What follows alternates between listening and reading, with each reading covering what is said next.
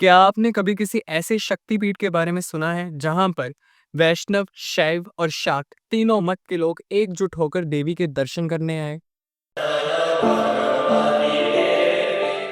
इन देवी की कहानी शुरू होती समुद्र मंथन काल से, जब देवताओं और राक्षसों ने अमृत के लिए समुद्र को मंथा था। उस दौरान कालकूट का विष निकला था, जिसे भगवान शिव ने अपने कंठ में धारण किया था, पर कि कुछ बूंदें समुद्र की गहराइयों में समा गई थी और उसी से जन्म हुआ कली का, जो लोगों के मन में पाप उत्पन्न करता है। कहा जाता है कि यही वो कारण था कि माता कैकेयी के मन में त्रेता युग में भगवान राम के प्रति दुविचार आया। ये कली ही कारण था जिसने महान शिव भक्त रावण के मन में भी पाप भर दिया था। और जब भगवती पराम्बा ने देखा कि उनकी सृष्टि में पाप बढ़ रहा है, सकारात्मकता खत्म हो रही है, तब आदि, परा, शक्ति, इन तीनों शक्तियों को एकजुट कर एक देवी की रचना की। उस देवी का नाम रखा गया वैष्णवी देवी। त्रिदेवियों ने उन्हें आदेश दिया कि आप धरती पर रत्नाकर सागर के घर जन्म लीजिए और संसार में वैष्णव धर्म को फैलाइए। भगवती वैष्णवी ने उस समय रत्नाकर सागर के घर जन्म लिया और उनका नाम पड़ा त्रिकुटा। देवी त्रिकुटा बचपन से ही भगवान विष्णु की भक्त थी, और जब उन्हें इस बात का ज्ञान हुआ कि भगवान राम ने त्रेता युग में ही अवतार लिया हुआ है, तब देवी वैष्णवी ने भगवान राम के प्रति तप किया।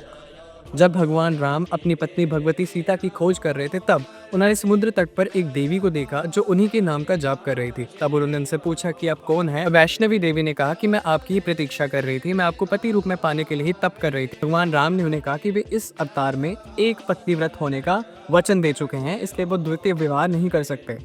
परंतु भगवान राम देवी वैष्णवी की भक्ति से इतने प्रसन्न थे कि उन्होंने वैष्णवी को वचन दिया कि यदि मैं तुम्हारी कुटिया पर भेष बदल कर आया और तुमने मुझे पहचान लिया, तब मैं तुमसे विवाह करने के लिए तैयार हो जाऊंगा। जब भगवान राम ने रावण का वध किया और वे वापस अयोध्या लौट रहे थे, तब भी देवी वैष्णवी से मिलने आए। वे एक बूढ़े ब्राह्मण का भेष बदल कर आए थे। वैष्णो देवी ने पहचान ना पाई। वे अपनी भक्ति में इतनी डूबी हुई थी कि वे साक्षात भगवान राम को पहचान ना पाई।